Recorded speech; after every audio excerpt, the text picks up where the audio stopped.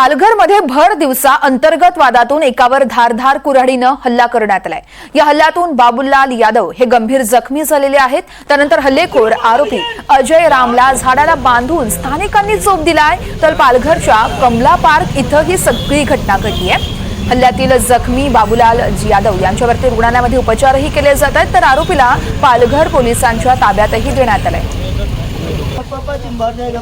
या संदर्भात मनोज सातवी आमचे प्रतिनिधी आपल्याला सविस्तर माहिती देतील। मनोज, अत्यंत गंभीर प्रकार म्हणावा लागेल। अंतर्गत वाद झाला आणि त्यानंतर धारदार शस्त्रानं हा हल्ला आणि आरोपीलाच इथं खरं तर झाडाला बांधून मारहाण करण्यात आलेली आहे। नेमकं प्रकरण कधी घडलेलं आहे आणि पोलिसांकडून काय माहिती देण्यात आली आहे?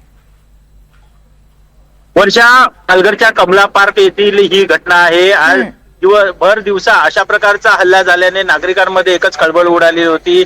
हे दोघेही कामगार आहेत आणि एका बिल्डिंग साईटवर काम करत असताना त्यांच्यात काहीतरी अंतर्गत वाद झालेला।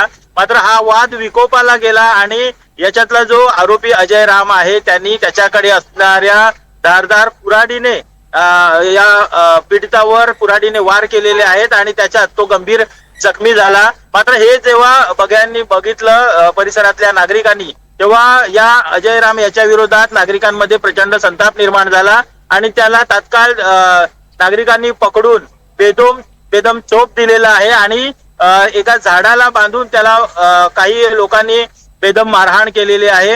ही घटना पोलिसांना कळल्यानंतर तात्काळ घटनास्थळी पालघर पोलीस दाखल झाले आणि त्याची सुटका करून, जो आरोपी होता त्याला बांधलेलं होतं, त्याची सुटका करून त्याला पोलीस ठाण्यात दाखल केलेले आहे।